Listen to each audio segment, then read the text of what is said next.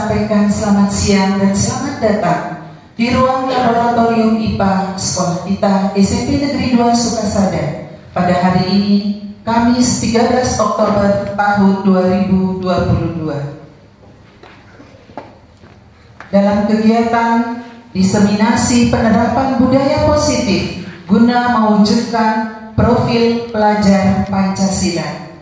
Yang terhormat Kepala SMP Negeri 2 Sukasada, rekan-rekan Wakasek yang turut kami hormati pula, para guru serta pegawai dan tata usaha yang turut kami banggakan.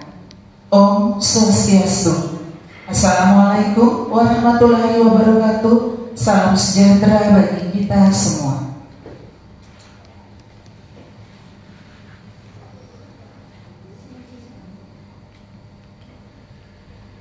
Bapak Ibu, sebelumnya izinkan kami menyampaikan bahwa kegiatan pada hari ini akan disampaikan oleh Bapak Putu Agus Eka Mastikayasa sebagai calon guru penggerak Rekognisi Kabupaten Buleleng. Selanjutnya kami sampaikan bahwa kegiatan hari ini akan dibagi menjadi 2 sesi, yaitu sesi penyampaian materi serta sesi tanya jawab. Pada sesi penyampaian materi akan disampaikan tentang perubahan paradigma belajar, disiplin positif, motivasi perilaku manusia, kebutuhan dasar manusia, 5 posisi kontrol dalam restitusi, keyakinan kelas, segitiga restitusi, serta pengalaman dan pembelajaran. Baik, terima kasih kepada pembawa acara yang sudah memberikan waktu kepada saya untuk menyampaikan beberapa hal terkait dengan kegiatan kita pada hari ini, atau kegiatan diseminasi penerapan budaya positif guna mewujudkan profil pelajar Pancasila. Sebelumnya izinkan saya mengaturkan pengajian umat. Om Swastiastu. Assalamualaikum warahmatullahi wabarakatuh. Salam damai sejahtera untuk kita semua. Tentunya sekolah sangat berterima kasih kepada Pak Eka yang sudah begitu banyak memberikan kesempatan kepada kita, ya, baik itu pengetahuan, wawasan maupun motivasi terkait dengan penerapan profil pelajar Pancasila di sekolah kita ini. Tentu yang perlu kita pahami bersama adalah bahwa kita sebagai pendidik, ya, harus memahami dengan baik arah daripada kurikulum yang diterapkan pada saat ini, yaitu kurikulum Merdeka, di mana kita sebagai pendidik diharapkan akan lebih mengenal peserta didik kita dengan lebih baik, ya. Kemudian dengan mengenal peserta didik kita dengan lebih baik, tentu kita juga akan bisa menciptakan kondisi pembelajaran yang baik untuk perkembangan anak didik kita. Mengontrol perilaku siswa kita agar bisa memiliki perilaku yang sesuai dengan harapan kita sebagai pendidik. Jadi itu yang harus kita pahami bersama, bagaimana kita betul-betul bisa mengontrol perilaku anak-anak didik kita. Ya, sebelum mengontrol perilaku anak didik, tentunya kita sebagai pendidik juga harus bisa mengontrol perilaku kita sebagai seorang pendidik. Ya, bagaimana kita bisa berlaku baik, bisa kita menularkan sikap-sikap positif kepada anak didik kita, ya, sehingga anak-anak didik kita itu betul-betul merasakan bahwa kita adalah pendidik, kita adalah guru yang pantas untuk bisa ditiru. Penerapan budaya baik ini atau budaya positif ini sebenarnya sudah kita lakukan semua di sekolah ini, ya, baik itu melalui penerapan pembiasaan setiap hari melalui budaya 5S misalnya, ya, senyum, salam, sapa, apalagi itu sopan dan santun, ya, perilaku kita kepada siswa itu sudah kita terapkan. Dan juga mungkin ya kalau dulu kita pernah menerapkan budaya antre untuk anak-anak didik kita, kemudian juga sudah menerapkan budaya doa kita setiap hari kepada anak-anak didik kita. Itu adalah budaya-budaya positif yang perlu terus kita kembangkan. Nah, sekarang itu menjadi penekanan di kurikulum ini, ya, termasuk juga budaya literasi. Ya, bagaimana kita bisa menambah wawasan anak-anak, ya, karena mereka ya, datang ke sekolah ini tentunya dengan harapan mendapatkan sesuatu ya, yang baik, yang positif kepada dari sekolah ini. Dan juga tidak kalah pentingnya, ya, ini perlu saya tekankan juga kepada Bapak Ibu guru, ya, bagaimana kita bisa memotivasi anak-anak itu bisa mandiri, ya, bisa atau berani tampil di depan umum. Tentunya itu melalui proses juga, ya, baik itu di dalam kelas yang Bapak Ibu guru lakukan, melalui proses diskusi dengan teman-temannya atau kerja kelompok. Itu juga merupakan budaya-budaya positif yang perlu kita kembangkan sehingga anak-anak kita itu berani tampil. Karena kalau kita perhatikan, kalau kita lihat, ya, banyak anak kita yang tidak berani tampil atau takut, yang belum apa-apa sudah takut. Nah, itu kebiasaan-kebiasaan itu tanpa kita sadari, ya, akan menjadi semacam trauma bagi mereka untuk bisa tampil di depan umum.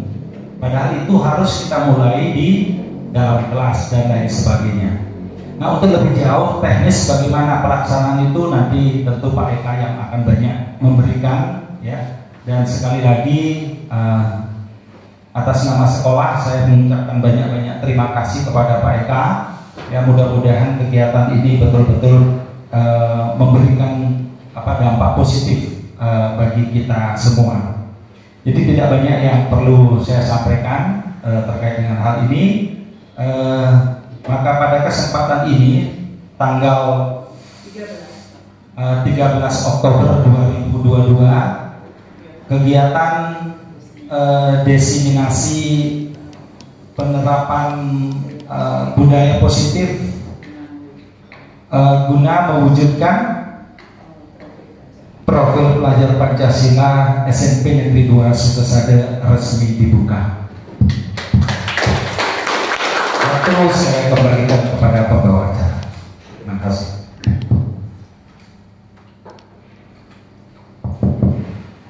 Baik, terima kasih atas kesempatannya. Pertama saya aturkan Om Swastiastu. Assalamualaikum warahmatullahi wabarakatuh. Salam sejahtera untuk kita semua.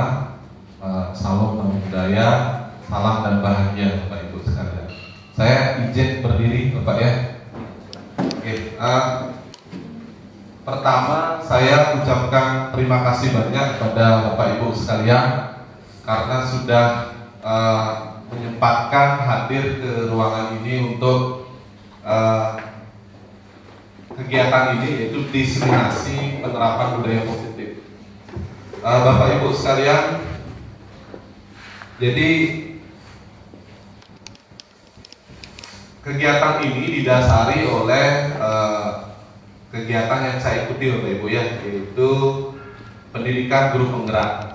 Nah, sebenarnya pendidikan guru penggerak di angkatan 2 itu sudah saya ikuti sebagai pengajar di sana. Kemudian di angkatan 6 ini diberikan kesempatan untuk menjadi fasilitator.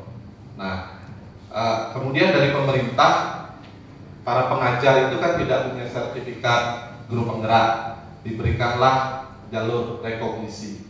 Jadi saya tanya Pak Edi, itu rekognisi itu artinya penghargaan, gitu. Jadi jalur jalan tol, gitu ya. Jadi kalau Bapak Ibu nanti mengikuti kegiatan guru penggerak di angkatan berikutnya, ini juga akan banyak dilakukan, gitu ya. Baik Bapak Ibu sekalian, agar menghemat waktu. Jadi saya berharap dalam kesempatan ini kita belajar bersama. Saya bukan narasumber, tapi kita adalah teman belajar Bapak Ibu ya, berkolaborasi dan saling mendukung dalam mewujudkan budaya positif di sekolah kita tercinta.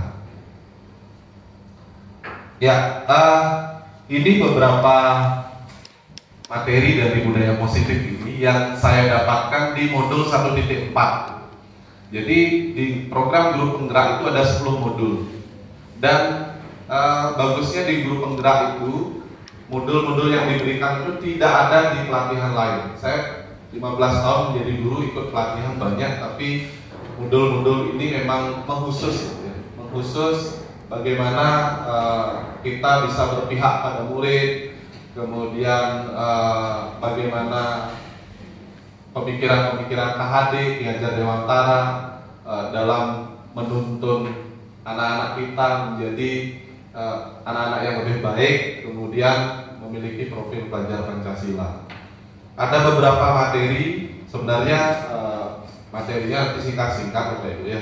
Saya ingin memperkenalkan. Yang pertama adalah perubahan paradigma belajar, kemudian disiplin positif, motivasi perilaku manusia, kebutuhan dasar manusia, 5 posisi kontrol dalam restitusi, keyakinan kelas, segitiga restitusi, pengalaman dan pembelajaran. Nah, jadi ini mungkin bertanya-tanya apa sih restitusi itu? Ya, kalau di googling itu ada kan, jadi restitusi itu dalam hukum itu ada bahasanya, ada istilahnya. Kalau tidak salah itu pemberian ya feedback kepada korban gitu ya, kalau di dalam hukum gitu. Nah, kalau dalam pendidikan seperti apa? Kita akan lihat sebentar. Oke, Bapak Ibu. Nah, ini dimulai dari sebuah pertanyaan reflektif. Masih ingat gak Bapak Ibu dengan tujuan pendidikan menurut Ki Hajar Dewantara? Ada yang tahu Bapak Ibu? Kira-kira apa tujuan pendidikan menurut KHD atau Ki Hajar Dewantara? Gimana, Pak Bayu? Iya. Oke, terima kasih ya Pak Bayu ya. Jadi 3 elemen itu yang sering disebutkan apa istilahnya trilogi itu ya, trilogi ada Ingalso, Sundolodo, Ingmadio Pamungkaso, Tuturi Handayani, itu yang paling terkenal. Jadi Ki Hajar Dewantara itu hidup di masa penjajahan, kemudian nilai-nilainya mulai digali kembali sekarang Bapak Ibu ya. Jadi kurikulum Merdeka ini rohnya itu adalah pemikiran-pemikiran KHD.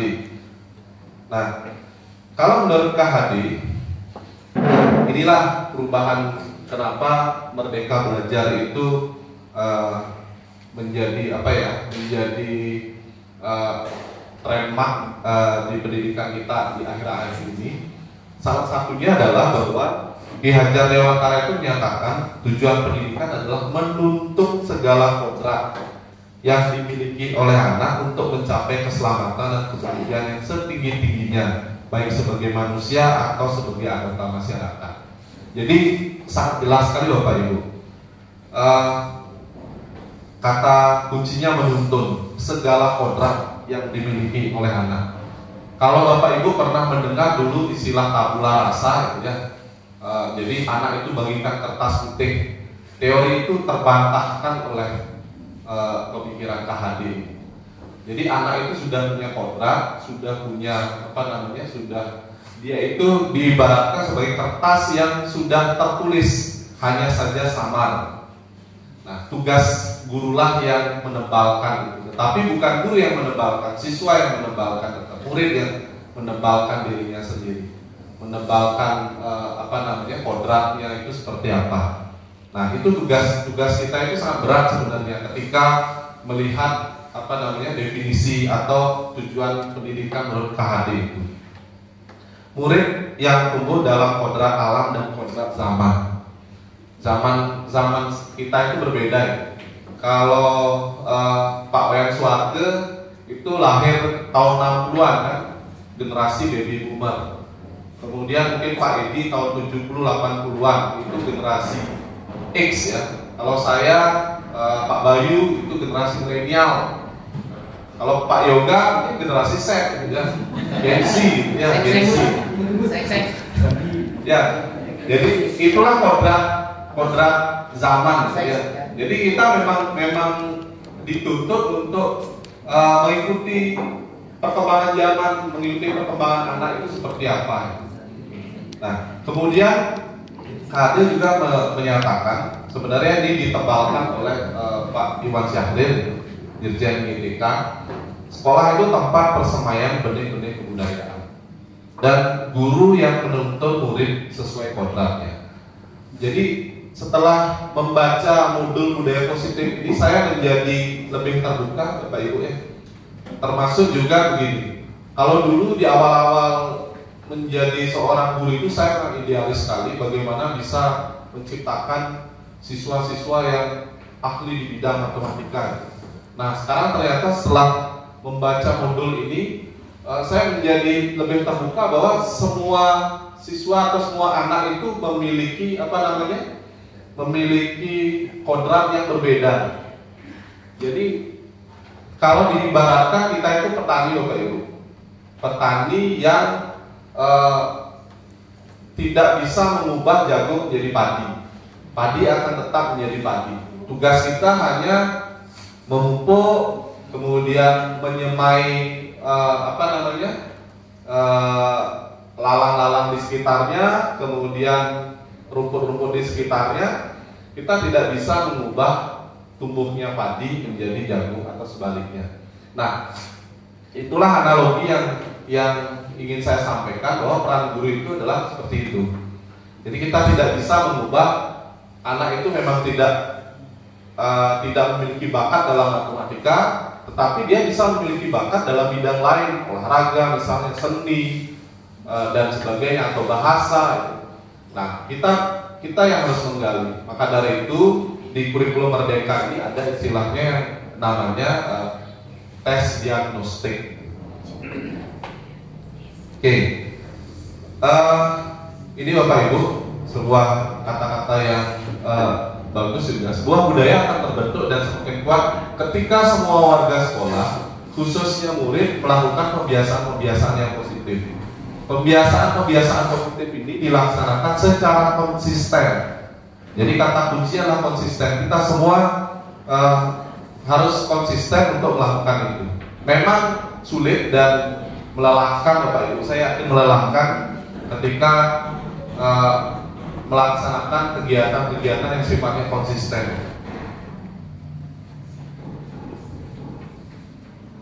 Nah, kemudian ini terkait sesuatu yang sering kita dengungkan kepada murid-murid kita. Nah, sekarang saya ingin tanya nih soal Bapak Ibu. Apa yang Bapak Ibu dapat bayangkan tentang makna disiplin? Yang bisa memberikan pendapatnya, disiplin itu seperti apa?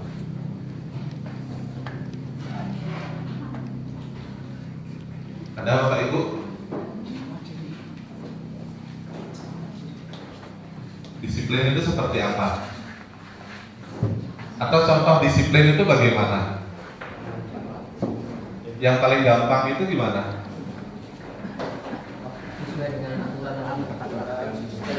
Ya, berbuat sesuai dengan aturan. Atau yang paling sederhana tadi Pak Yang bilang hadir tepat waktu misalnya. Itu yang paling sederhana ya. Yang paling sederhana. Nah, jadi dalam budaya kita, nah ini paradigma perubahan yang saya dapatkan. Dalam budaya kita, kata disiplin dimaknai menjadi sesuatu yang dilakukan seseorang pada orang lain untuk mendapatkan kepatuhan. Kita cenderung menghubungkan kata disiplin itu dengan ketidaknyamanan. Benar atau benar Bapak Ibu? Jadi cenderung rasa tidak nyaman. Kenapa? Contohnya siswa kita ya sering merasa tidak nyaman dengan kata disiplin itu. Ya. Jadi ketika misalkan mereka sering terpaksa akan peraturan-peraturan yang ada di sekolah, sering terpaksa. Jadi kita perlu terbuka mengenai masalah ini, ya, karena ini sudah berlangsung puluhan tahun, Bapak Ibu, ya. Dan saya setelah membaca ini ternyata dibukakan wawasannya. Nah, seperti apa sih ketidaknyamanan itu? Itu akan kita bahas di slide selanjutnya. Nah, padahal seseorang yang memiliki disiplin diri berarti mereka bisa bertanggung jawab terhadap apa yang dilakukannya karena mendasarkan tindakan mereka pada nilai-nilai kebajikan universal. Untuk menciptakan disiplin positif tentunya bukan lagi menggunakan hukuman, melainkan dengan pembiasaan-pembiasaan positif yang murid yakini tentang nilai kebajikan. Nah, jadi ini salah satu perubahan paradigma, Bapak Ibu, bahwa pembiasaan-pembiasaan positif itu menjadi kata kunci dibandingkan dengan hukuman, ya. Jadi seperti apa pembiasaan-pembiasaan positif itu? Pembiasaan-pembiasaan positif itu harus dilaksanakan dengan cara konsisten seperti yang saya katakan tadi. Nah, pembiasaan-pembiasaan positif seperti apa yang saya maksud ini adalah pembiasaan-pembiasaan positif yang nanti ada namanya misalkan keyakinan kelas, restitusi dan sebagainya. Akan kita bahas di slide berikutnya. Nah, ini terkait disiplin positif adalah tugas kita sebagai guru adalah menciptakan murid-murid yang memiliki disiplin diri sehingga mereka bisa berperilaku sesuai dengan nilai-nilai kebajikan. Jadi ini tugas berat kita, Bapak Ibu. Jadi menciptakan murid yang memiliki disiplin diri. Jadi tidak lagi menciptakan murid yang juara olimpiade matematika gitu ya, atau juara yang lain, tapi ini yang paling utama, memiliki disiplin diri. Nah, ketika disiplin diri ini sudah terwujud dalam diri mereka, artinya contohnya seperti ini disiplin diri maksudnya. Mereka belajar tanpa diminta, itu salah satu contoh disiplin diri. Jadi ketika termasuk juga Bapak Ibu kan, Bapak Ibu kan misalkan datang ke kelas itu tanpa diminta, karena memang sudah memiliki disiplin diri. Nah, sehingga perilaku yang yang mereka lakukan itu sesuai dengan nilai-nilai kebajikan. Nah,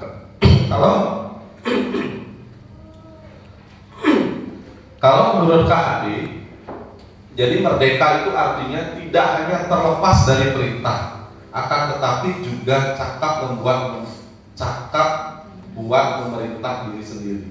Jadi itu yang dimaksud merdeka. Jadi tidak hanya terlepas dari perintah, gitu ya, tetapi bisa memerintah diri sendiri, bisa mengontrol diri sendiri.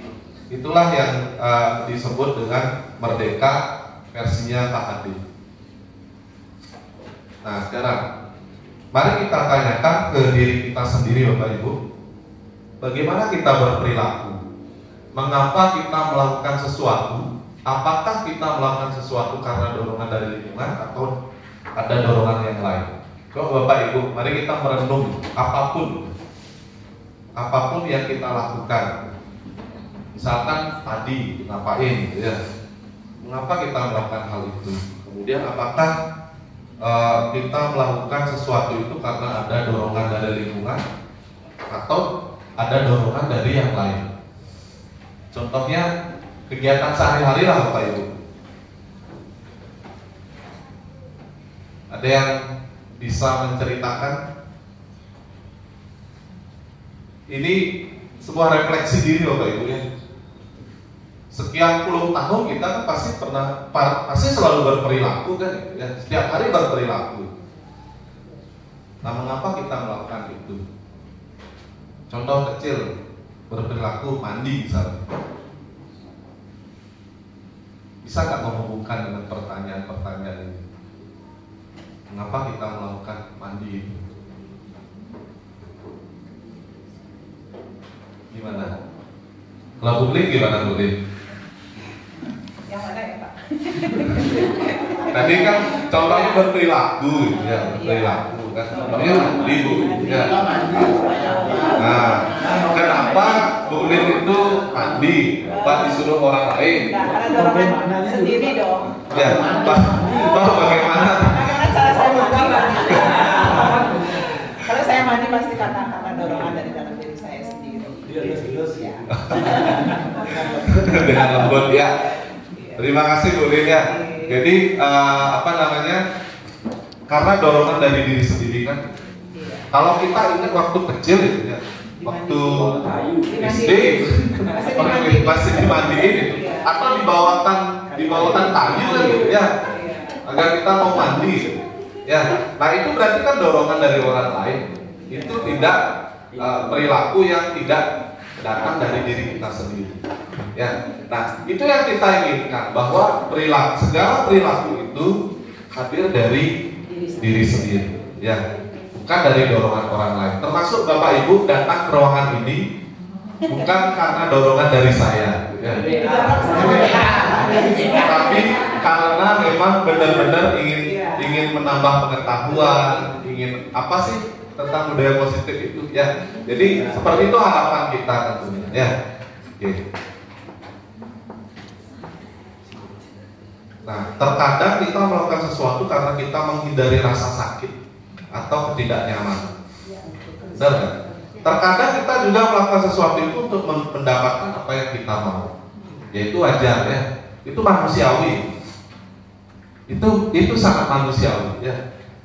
Jadi terkadang kita melakukan biar menghindari rasa sakit ya, atau tidak nyaman, udah lakukan itu. Atau kita melakukan sesuatu itu karena ada maunya, dan itu wajar ya. Itu wajar. Nah, sekarang kalau saya hubungkan, ada yang bisa memberikan tanggapannya ini. Jika boleh saya tahu, apa alasan Bapak dan Ibu hadir ke sekolah tepat waktu? Kalau Pak Budi gimana? Nah, ini yang selalu tepat waktu. Ya, kenapa saya tepat waktu? Karena saya minta siswa untuk tepat waktu. Ya. Jadi Okay. kalau saya minta anak-anak untuk tepat waktu, saya tidak. Ya, kemaluan saya besar sekali. Oke, tepuk tangan kalau Pak Budi ya. Kalau Pak Made gimana Pak Made Sarjan? Kalau saya menjadi panutan yang terbaik dari yang akan dituruti oleh siswa itu sendiri. Ya, terima kasih, tepuk tangan dong. Ya, ya. Oke, jadi ini ya apa namanya? Ini yang saya maksud bahwa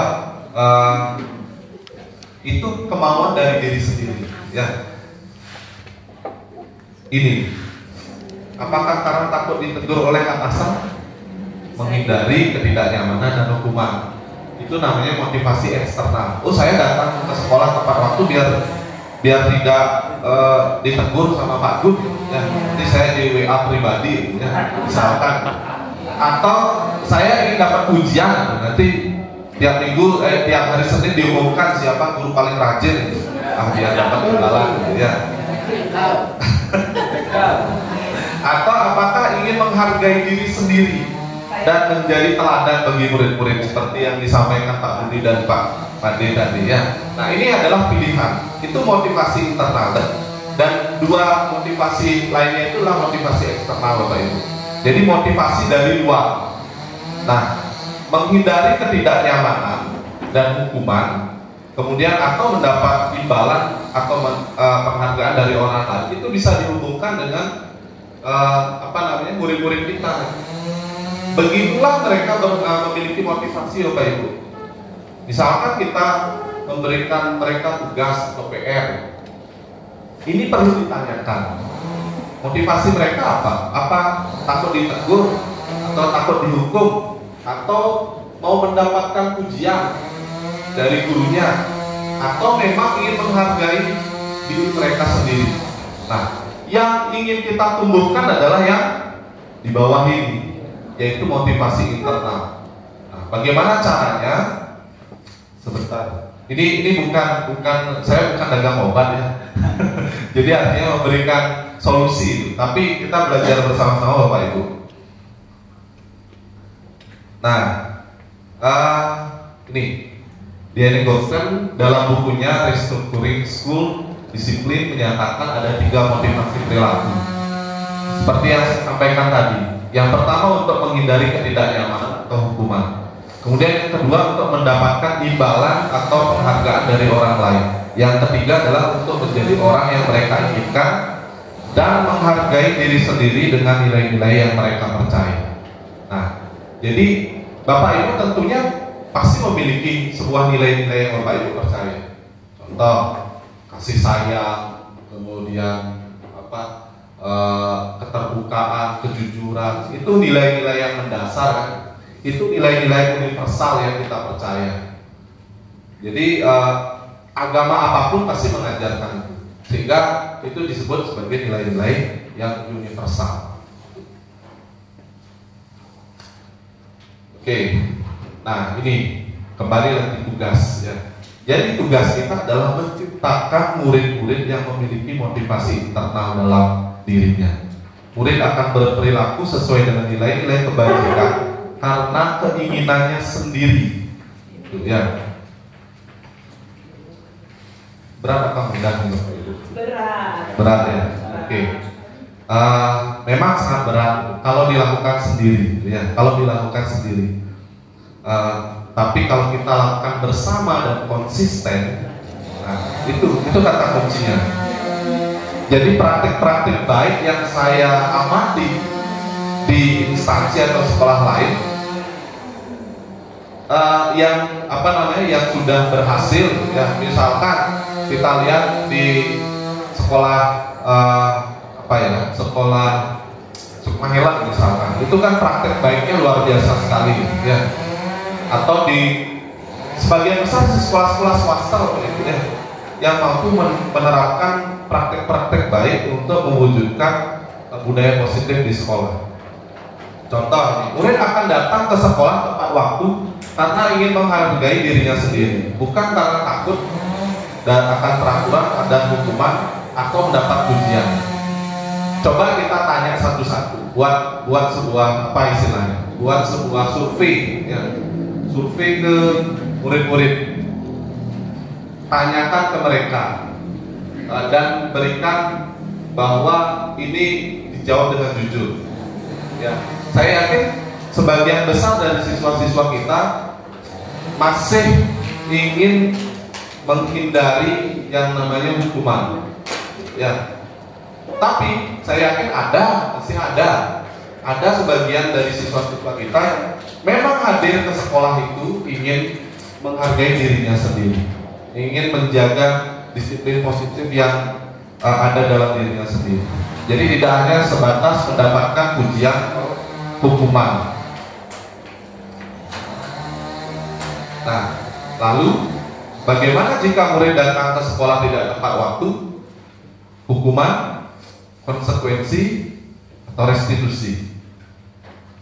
Nah, yang sering kita dengar itu kan hukuman dari peraturan, ya. Kalau peraturan yang seperti ini, hukumannya apa? Konsekuensi atau sanksinya apa? Kemudian restitusi itu seperti apa? Ya, ini Bapak Ibu, ini saya dapatkan dari modul di Guru Penggerak. Jadi hukuman, kemudian disiplin, konsekuensi, restitusi. Hukuman itu disebut sebagai kalau sampai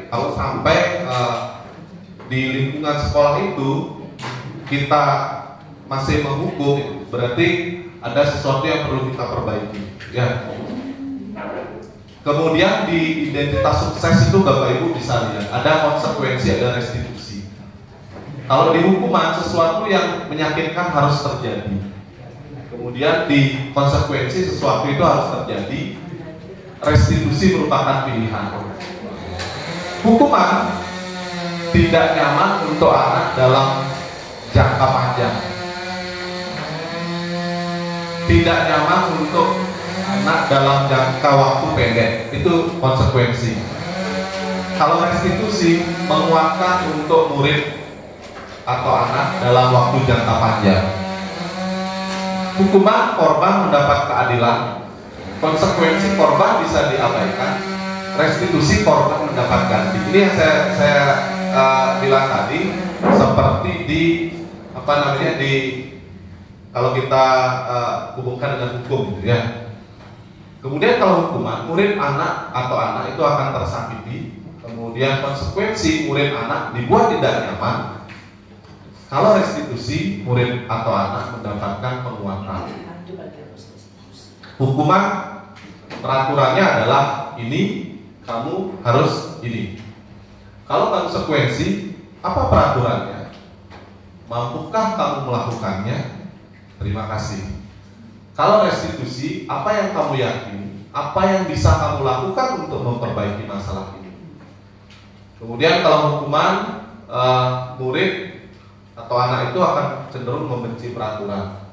Murid atau anak cenderung menghormati peraturan pada konsekuensi. Dan murid atau anak menghormati dirinya sendiri dan orang lain pada restitusi. Hukuman itu sifat negatif, kemudian konsekuensi netral, dan restitusi itu positif. Nah, ini hal yang baru kan, kadang-kadang bertolak belakang. Ketika saya di awal itu maksanya seperti ini gitu ya. Nah, ternyata setelah saya dalami lagi itu, ya memang kita harus mulai bergeser. Terus apakah hukuman itu harus dihilangkan secara radikal ya? Tentunya tidak ya. Kita tidak bisa melakukan hal-hal yang sifatnya radikal. Seperti tadi, kata kuncinya adalah pembiasaan positif. Salah satu contoh ya, misalkan Bapak Ibu mungkin sudah sering lihat di YouTube, di TikTok ya, jangan buang sampah sembarangan. Nah itu contohnya. Biasanya diganti dengan buanglah sampah di tempat ini. Ada perbedaannya itu Bapak Ibu. Ya, kalau yang pertama biasanya itu konotasinya negatif. Jadi seolah-olah menghakimi bahwa orang lain itu akan membuang sampah. Makanya jangan membuang sampah di sini. Kemudian contohnya jangan ribut, ya, jangan ribut. Nah itu bisa diganti dengan misalkan volume suaranya bisa diperkecil. Ya, nah, model-model seperti itu yang harus kita coba lakukan, gitu ya. Coba kita lakukan karena memang seperti yang saya sampaikan tadi. Kodrat alam dan kodrat zaman kita itu berbeda, Pak. Itu harus di garis bawahi. Ya, kalau dulu saya berpikirnya gini, anak zaman dulu bagus-bagus sih, anak zaman sekarang. Nah, ternyata setelah membaca itu memang berbeda. Kita tidak bisa membedakan, apalagi kalau saya dengan Gen Z kan masih dekat, gitu ya. Milenial dengan Gen Z, gitu ya. Gen Z, gitu ya. Gen Z gitu ya, masih dekat. Tapi yang misalkan baby boomer yang lahir di bawah tahun 60 melihat kondisi sekarang ini, saya saja melihat Gen Z itu kadang-kadang geleng-geleng kepala ya.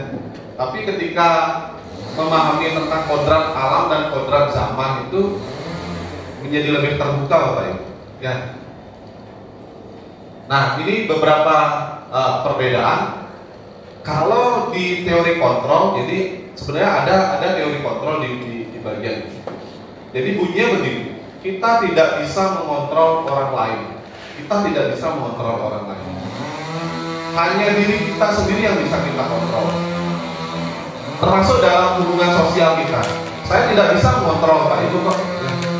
Pak Gun juga tidak bisa mengontrol Pak Ibu. Tidak bisa. Hanya diri kita sendiri yang bisa mengontrol individu itu sendiri. Ya. Nah, oleh karena itu kalau kita mencoba melakukan restitusi, bahwa anak itu akan paham bahwa dirinya sendiri yang pegang kendali kontrol.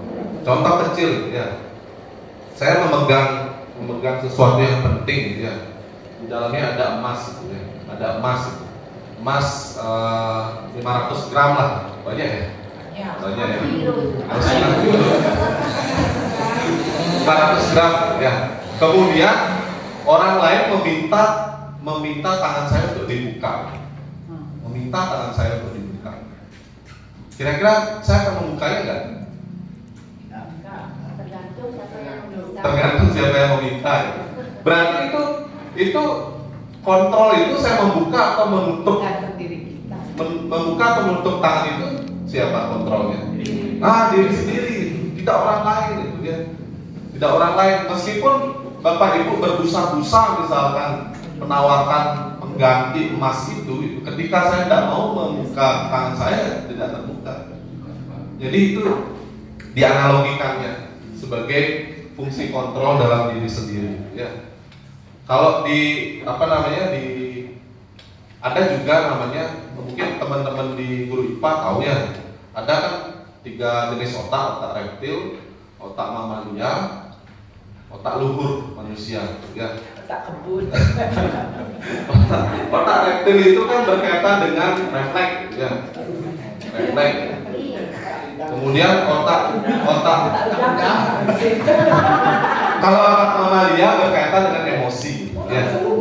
Kalau otak luhur itu berkaitan dengan kerja-kerja yang lambat. Jadi otak luhur manusia itu disebut sebagai otak lambat ya. Kalau otak reptil dan otak mamalia itu otak cepat, benar nggak Pak Sri ya? Benar Pak Budi ya? Kalau otak luhur manusia itu adalah otak lambat. Kenapa? Karena ketika melihat fenomena, kalau menggunakan otak manusia, otak luhur, maka tidak akan langsung ya. Coba kita lihat ya. Misalkan kita dipukul. Yang bekerja itu adalah otak reptil, refleks gitu ya. Tuh. Kemudian kalau kita misalkan kehilangan sesuatu, yang lebih banyak bekerja adalah otak mamalia, emosi, sedih, senang dan sebagainya, itu dipengaruhi oleh otak mamalia.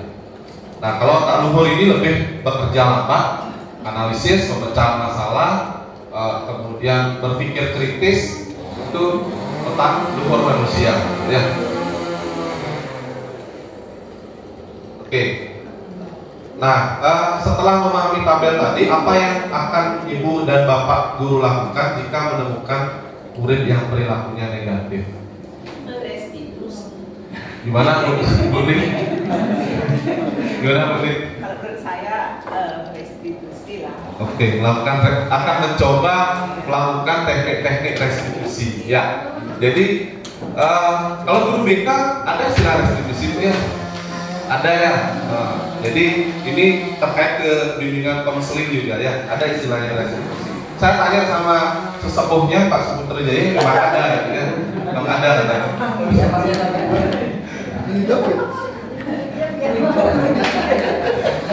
Ya, ini contohnya. Yang atas apa jawabannya Bapak Ibu? Menggantikan kertas tugas teman yang telah dicoret-coret, sanksi atau konsekuensi atau hukuman? Konsekuensi. Kalau yang di bawah? Ya, kita lihat jawabannya. Ya, itu ya. Jadi bisa dibayangkan kan seperti apa sanksi dan hukuman itu. Misalkan memang dia mencoret-coret kertas, maka dia harus menggantikan kertas itu. Jadi kertas itu harus memang digantikan karena kertas itu dicoret-coret. Tapi kalau misalkan terlambat ke sekolah, tapi kalau di mata pelajaran olahraga tidak apa-apa ya. Itu adalah konsekuensi karena memang itu adalah ya beda, jadi beda perlakuan ya. Kalau secara umum terlambat di sekolah itu sebenarnya ada restitusinya ya.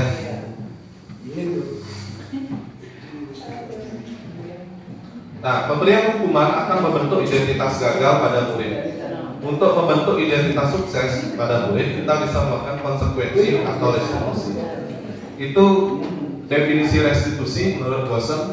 Restitusi itu adalah proses menciptakan kondisi bagi murid untuk memperbaiki kesalahan mereka, sehingga mereka bisa kembali pada kelompok mereka dengan karakter yang lebih kuat. Bapak Ibu sekalian, percaya atau tidak, saya mencobalah. Restitusi itu biasanya dilakukan tidak bisa dilakukan secara klasikal.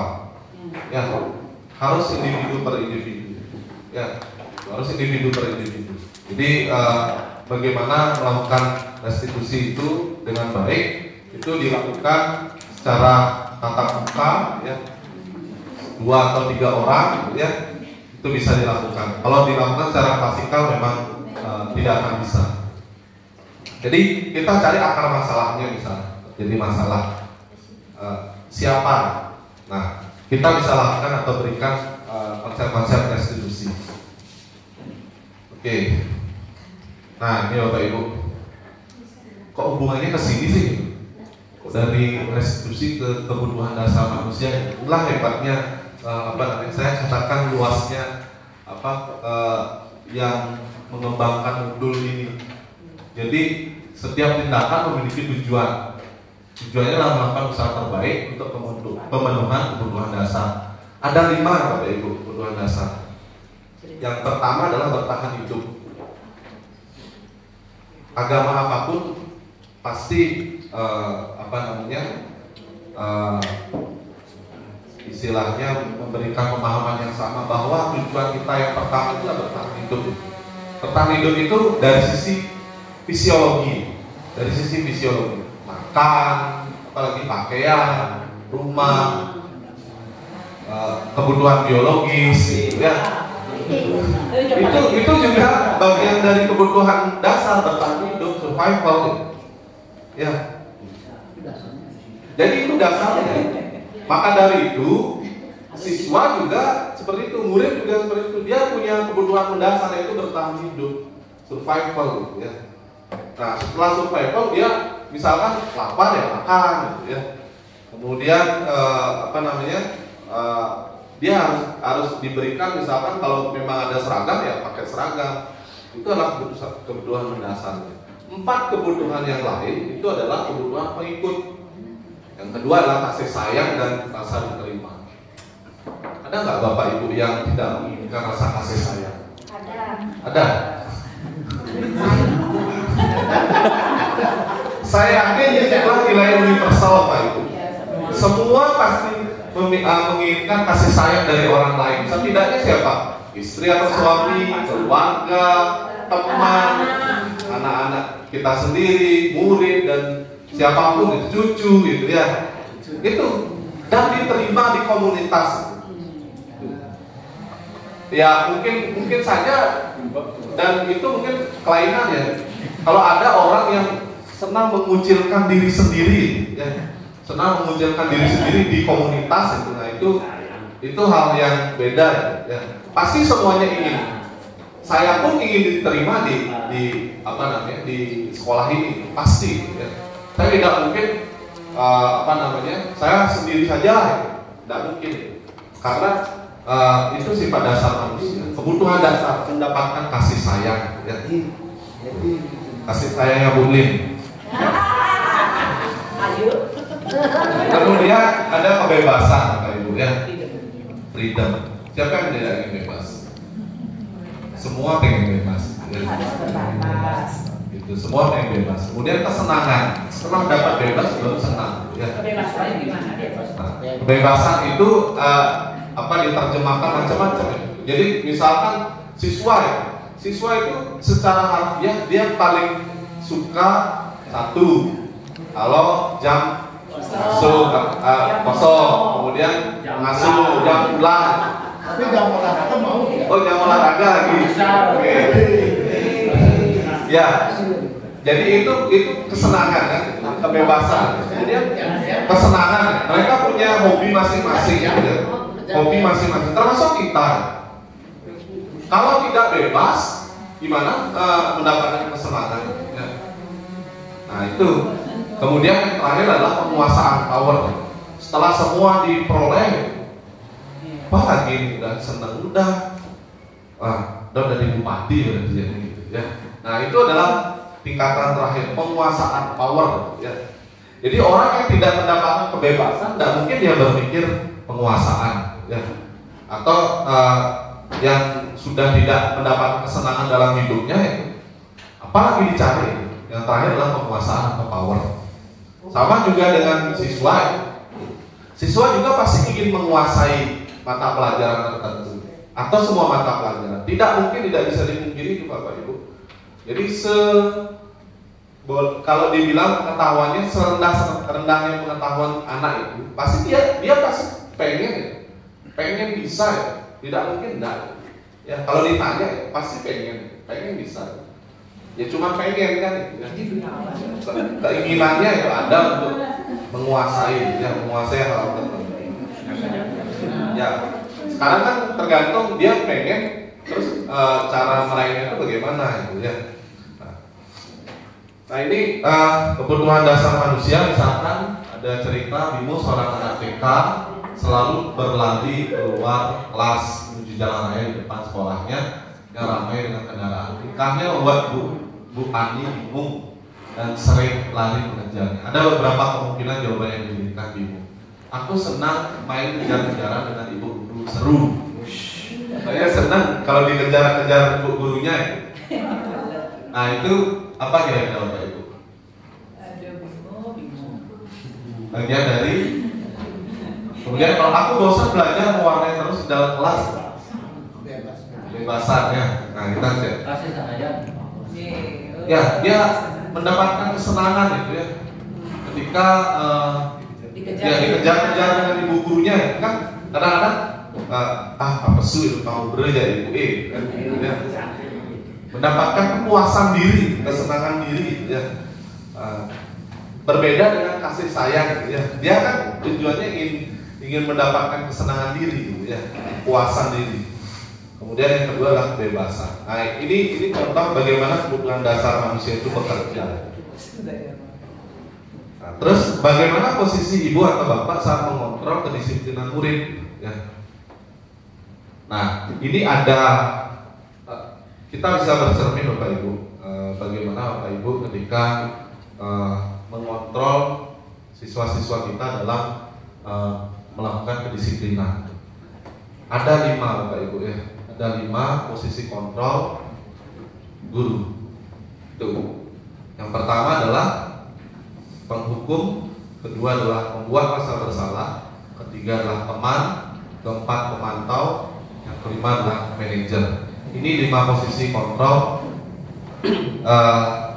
sebagai seorang guru ya. Jadi bisa menjadi penghukum, kemudian pembuat rasa bersalah, teman, pemantau, atau manajer. Seperti apa sih? Nah kalau penghukum, patuhi aturan saya atau awas ya. Kamu selalu saja salah, pasti selalu yang terakhir selesai ya. Itu penghukum. Kemudian kalau membuat rasa bersalah, ibu kecewa sekali dengan kamu.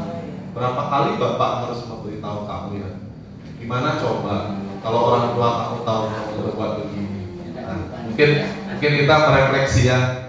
Kemudian kalau teman, ayo bantulah demi bapak ya. Ayo ingat tidak bantuan bapak selama ini. Ya sudah, kali ini tidak apa-apa, nanti ibu bantu bereskan. Kalau pemantau itu lebih banyak bertanya peraturannya apa? Apa yang telah kamu lakukan? Sanksi atau konsekuensinya apa? Kemudian kalau manajer, apa yang kita yakini? Kembali ke keyakinan kelas. Apakah kamu meyakininya? Jika kamu meyakini, apakah kamu bersedia memperbaikinya? Jika kamu memperbaiki, hal ini menunjukkan apa tentang dirimu? Apa rencana kamu untuk memperbaiki hal ini? Jadi kalau Bapak Ibu lihat, sebagai teman, sebagai pemantau, sebagai manajer, bisa dibedakan dengan sebagai penghukum dan membuat rasa bersalah. Tapi yang kita lihat yang berwarna kuning itu adalah sebagai manajer. Tentu itu hal yang tidak mudah kita lakukan ya, karena itu memerlukan kondisi psikologis diri kita yang yang sudah stabil, yang sudah terbiasa ya. Nah itulah yang saya maksud, kita perlu melakukan kebiasaan-kebiasaan positif. Oke, saya perlihatkan lagi. Kalau ini kira-kira teman, membuat orang merasa bersalah, pemantau, membuat orang merasa bersalah. Ya, benar ya. Jadi membuat orang merasa bersalah. Jadi kalau saya kecewa sekali dengan kamu, nah itu membuat orang merasa bersalah. Ya, Kita tentunya punya banyak tipe murid Bapak Ibu ya. Bapak Ibu sudah lebih senior dari saya, sudah makan asam garam yang lebih banyak gitu ya, sudah pasti mengetahui model-model murid kita. Tapi sebagian dari murid kita ada ketika kita mengungkapkan kekecewaan kita, dia merasa bersalah, pasti ada. Ini terkait keyakinan kelas. Mengapa memakai helm? Nah, ini salah satu contoh kecil. Mengapa memakai masker? Nah, itulah keyakinan. Memakai helm biar tidak ditangkap polisi misalnya. Atau memakai helm karena saya yakin bahwa kalau memakai helm saya akan lebih aman atau safety, dan kalau jatuh kepala saya terlindungi. Nah, itu adalah keyakinan Bapak Ibu ya. Seseorang akan lebih tergerak dan bersemangat untuk menjalankan keyakinannya daripada hanya sekedar mengikuti serangkaian peraturan tertulis tanpa makna. Nah, seperti apa sih keyakinan kelas itu? Bedanya keyakinan kelas dengan peraturan itu seperti apa? Nah, keyakinan kelas itu jadi murid-murid pun demikian. Mereka perlu mendengarkan dan memahami arti-arti sesungguhnya tentang peraturan yang diberikan. Apa nilai kebajikan di balik peraturan tersebut? Peraturan itu boleh, tapi perlihatkan nilai-nilai kebajikan apa yang ada di balik peraturan itu. Apa tujuan utamanya? Kemudian dan apa tujuan utamanya, dan menjadi tidak tertanya atau takut sehingga hanya sekedar mengikuti serangkaian peraturan.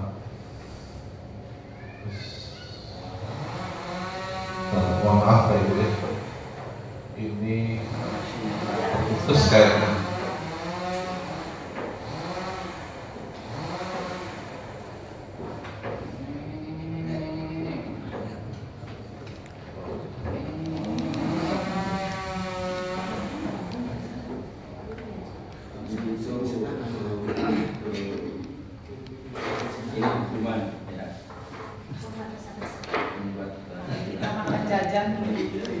Ya sambil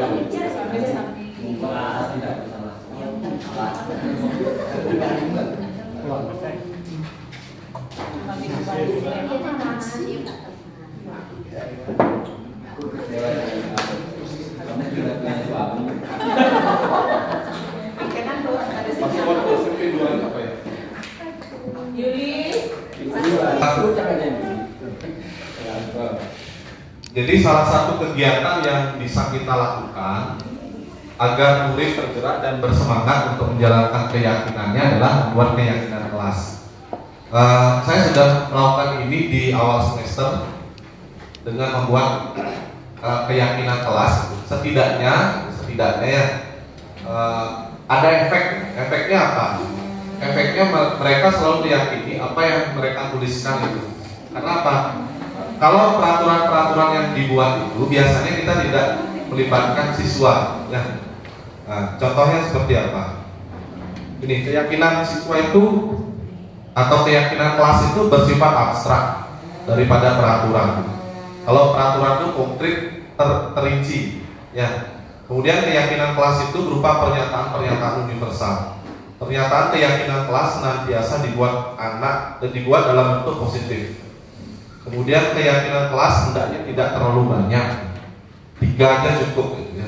Keyakinan kelas sebaiknya sesuatu yang dapat diterapkan di lingkungan tersebut.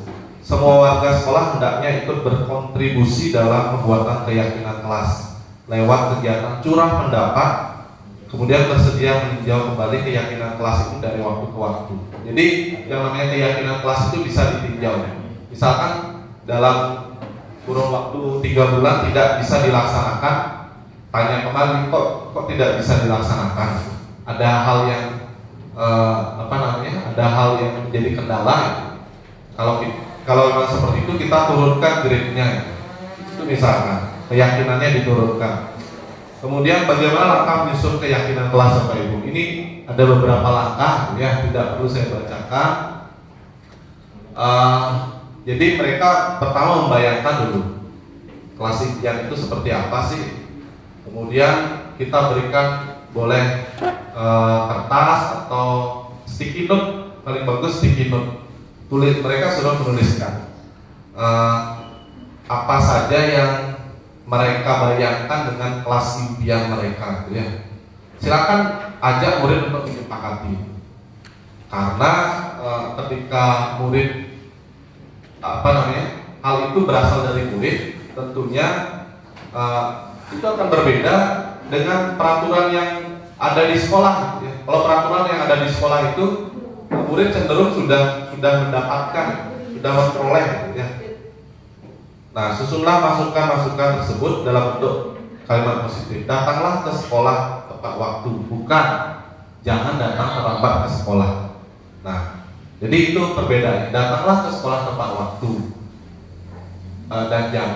dan bukan jangan datang terlambat ke sekolah. Jadi kalau ada jangan datang terlambat ke sekolah, itu bisa diganti dengan datanglah ke sekolah tepat waktu. Nah, selanjutnya ajak murid menemukan nilai kebajikan atau keyakinan yang dituju dari peraturan tersebut. Nilai kebajikan itu menjadi sebuah payung. Nah, sebaiknya tidak terlalu banyak, Bapak Ibu ya. 3 sampai 7 aja udah banyak sekali. Saya aja 3 ya.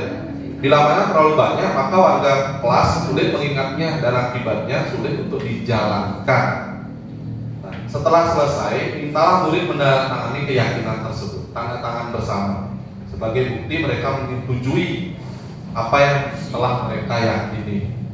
Pajanglah keyakinan kelas itu di dalam kelas. Pilih bagian dinding yang mudah dilihat oleh semua murid. Jadi setiap kelas itu tentunya harusnya punya keyakinan yang berbeda, Bapak Ibu ya. Nih contohnya, keyakinan kelas ini bisa ditempel ya. Kelas 7 misalnya, hormat. Kami meyakini bahwa sangat penting untuk menghormati semua orang dan barang milik orang lain. Kemudian keyakinan yang kedua adalah bekerja. Kami meyakini bahwa sangat penting untuk mengerjakan segala pekerjaan atau mengikuti kegiatan yang telah ditugaskan. Yang ketiga adalah diterima dan dimiliki. Kami meyakini bahwa sangat penting untuk merasa diterima pada suatu kelompok dan saling peduli satu dengan yang lain. Ini mereka yang buat, ini bukan guru yang buat, ini dari mereka ya, untuk mereka. Kemudian itu bisa ditempelkan seperti yang dikatakan tadi. Nah, kalau yang di sebelah ini mungkin SD ya, bersikap positif dan seterusnya. Nah, ini yang bagian akhirnya. Setelah membuat keyakinan kelas, kita bisa melakukan restitusi melalui langkah segitiga restitusi. Jadi segitiga restitusi itu merupakan sebuah tahapan untuk memudahkan para guru dan orang tua dalam melakukan proses dan untuk menyiapkan anaknya untuk melakukan restitusi bernama segitiga restitusi atau restitution triangle. Langkah pertama adalah menstabilkan identitas. Teori kontrolnya apa? Kita semua akan melakukan hal terbaik yang bisa kita lakukan. Mungkin saja mereka berbuat salah, ya. Mungkin saja mereka berbuat salah, dan mereka melakukan itu atas dasar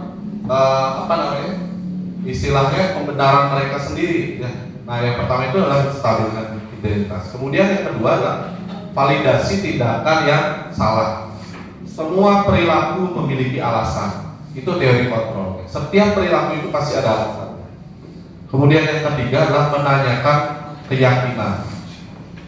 Kita semua memiliki motivasi internal. Semua yang pasti ada motivasi internal. Jadi yang terakhir itu adalah menanyakan keyakinan. Seperti ini segitiga restitusi. Yang pertama adalah validasi tindakan yang salah. Pertanyaannya bisa, kamu tentu punya alasan mengapa melakukan itu. Adakah cara yang lebih efektif untuk mendapatkan apa yang kamu butuhkan? Kemudian kalau yang langkah kedua adalah menstabilkan identitas. Setiap orang pernah melakukan kesalahan dan itu wajar. Kamu bukan satu-satunya yang pernah melakukan ini. Dan yang terakhir adalah menanyakan keyakinan. Keyakinan kelas apa yang telah kita sepakati? Apa yang sudah diciderai atau apa yang sudah dilanggar dari keyakinan kelas itu. Terus setelah itu kamu ingin menjadi orang seperti apa? Nah, itu bentuk segitiga restitusi dan saya sudah coba videokan bagaimana pengalaman saya ya dalam menerapkan budaya positif membuat keyakinan kelas dan segitiga restitusi. Nah, jadi seperti itu, biarkan mereka menuliskan nilai yang mereka anggap benar, yang mereka yakini benar, kemudian mereka bisa menuliskan keyakinan kelasnya, sehingga nanti ini kan ada banyak sekali, dan itu ada yang sama, mana yang sama itu kita jadikan satu, dan kemudian siswa kita itu masih sering menuliskan hal-hal negatif, gitu ya. Hal-hal negatif itu seperti tadi, tidak datang terlambat, gitu ya. Itu bisa diganti dengan hadir tepat waktu. Nah, ini adalah contoh saya sebenarnya malu memperlihatkan video ini, tapi karena memang tugas Bapak Ibu ya. Jadi saya mencoba membuat bersama siswa yang seperti apa sih penerapan segitiga restitusi. Ya, jangan ditertawakan Bapak Ibu ya.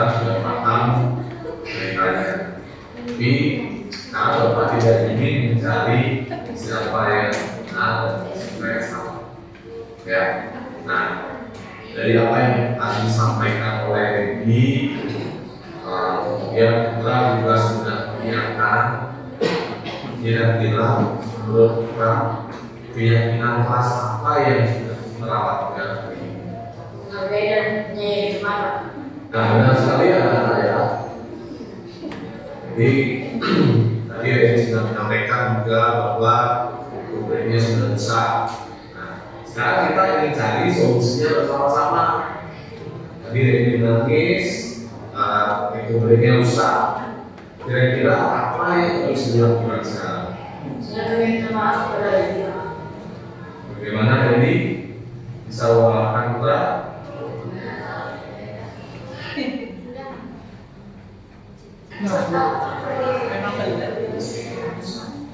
Nah, bagaimana kontrak ini terkait ekonominya yang besar? Yang ingin berbayarnya 5 Pak, besok akan saya bawa ke sekolah. Oke, jadi kita sudah berjanji ya, jadi sudah akan memperbaiki ekonominya besok ya. Nah, Bapak senang sekali tentunya dengan apa yang terjadi hari ini, kalian bisa terbuka menyampaikan masalah.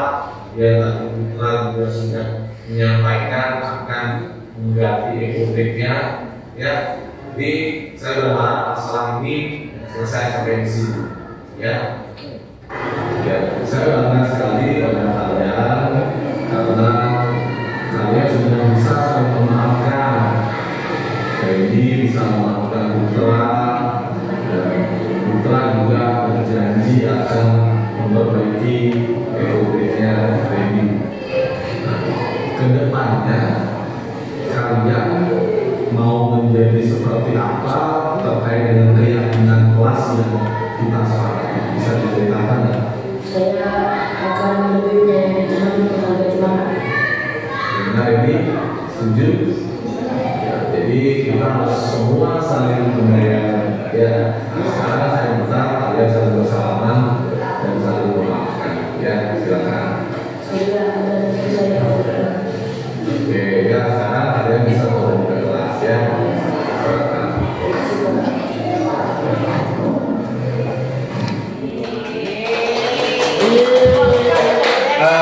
Oke, Bapak Ibu, jadi itu kasus sederhana ya. Itu hanya sebagai gambaran. Tidak tidak mungkin nanti kasusnya akan sama seperti itu. Ini hanya kasus sederhana. Jadi saya tadi sudah memperlihatkan, saya masih belajar Bapak Ibu ya. Bukan berarti saya sudah ahli ya. Itu juga istilahnya implementasi itu atas dasar skenario ya, skenario. Tapi saya mencoba dari skenario itu belajar gimana sih melakukan segitiga restitusi itu, sehingga nanti ketika memang benar-benar mendapatkan permasalahan seperti itu, kita bisa menyikapinya dengan baik ya. Nah, terkait dengan budaya yang sudah ada di sekolah kita, sekali lagi saya perlu garis bawahi, saya tidak ingin mengubah apa yang sudah ada.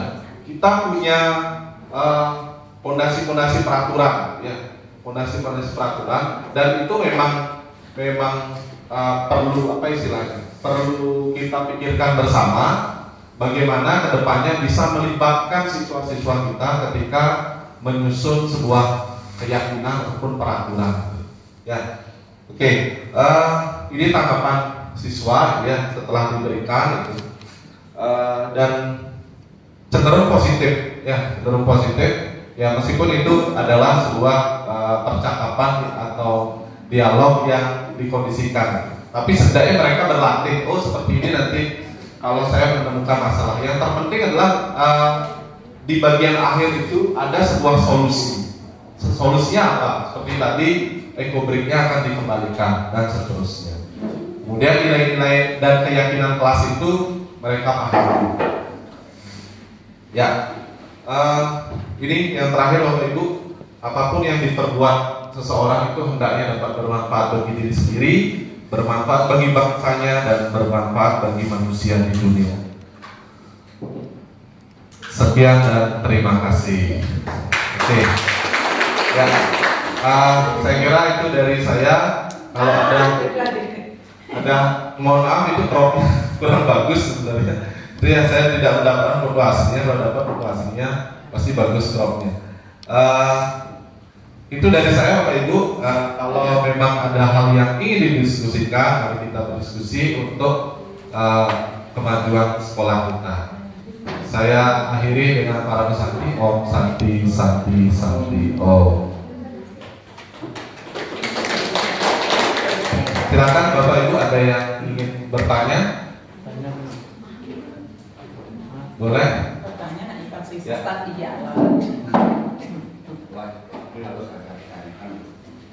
Ada? Tidak? Jawab. Oke, Pak Budi, silakan Pak Budi. Tadi ikhlas kita harus punya kesepakatan kelas, Pak ya. Ya, keyakinan, ya kesepakatan kelas. Keyakinan kelas. Nah, di kelas kita punya keyakinan kelas. Nah, di sekolah keyakinan kita apa, Pak? Apa perlu kita buat atau gimana? Kita kan nggak punya keyakinan sekolah. Ya. Jadi kalau di kelas kita punya keyakinan kelas, sekolah pun mestinya kita punya keyakinan yang kita sepakati bersama. Mungkin Bapak punya ide keyakinan yang di sini gimana, Pak? Silahkan. Baik, terima kasih. Nah, seandainya ini bisa diterapkan suatu saat nanti, ya. Jadi setiap kelas sudah meyakini nilai-nilai kebajikan yang universal, nilai-nilai sederhana, ya, seperti yang diperlihatkan di slide tadi. Misalkan bekerja, yang kejujuran dan seterusnya, gitu ya. Itu bisa dijadikan sebuah nilai yang universal lebih menyeluruh lagi. Jadi kita ambil nilai-nilai di kelas itu, nilai keyakinan di kelas itu, kemudian ambil yang paling menonjol mana, itu bisa dijadikan sebagai keyakinan sekolah kita. Nah, saya kira itu yang perlu kita lakukan ke depannya. Setiap kelas punya karakteristiknya sendiri karena memang individunya adalah berbeda, dan keyakinan di kelas itu akan menjadi keyakinan sekolah kita. Jadi awalnya atau dasarnya itulah keyakinan kelas. Mana yang identik, mana yang memperlihatkan nilai-nilai universal, itu bisa dijadikan keyakinan sekolah kita. Dan saya yakin nilai-nilai universal itu adalah nilai-nilai yang saya kira sama. Mungkin saja di beberapa kelas akan sama, memiliki pemahaman yang sama, sehingga itu bisa dijadikan sebuah keyakinan sekolah. Mungkin saja di kelas tertentu punya kreativitas yang tinggi dalam menuliskan keyakinan kelasnya, kemudian di kelas lain ada nilai universal yang biasa, dan itu bisa dijadikan nilai keyakinan sekolah kita. Jadi melingkupi seluruh nilai keyakinan kelas yang ada, sehingga itulah nilai keyakinan sekolah kita. Nah, sebenarnya nilai keyakinan sekolah itu harus mampu menunjang tumbuh kembangnya budaya positif, dan pada akhirnya visi sekolah ini bisa terwujud. Itu cita-cita mulia kita kan, Bapak Ibu Guru ya. Jadi itu menurut saya kurang lebihnya mohon dimaafkan. Oke. Ya, saya kira itu dari saya, Pak Budi. Ada lagi kira-kira Bapak Ibu?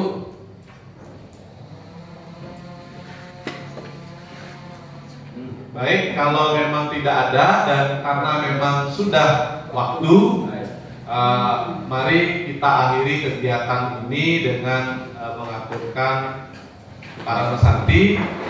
Om Santi Santi Santi. Oh, terima kasih Bapak Ibu semua.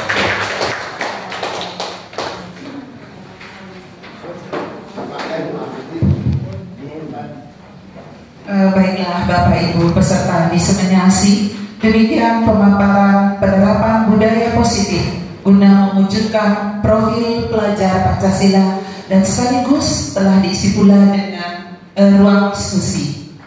Bapak Ibu, salah satu hal penting yang bisa kita simak bersama adalah pentingnya pembiasaan positif yang konsisten dan dilakukan secara bersama-sama.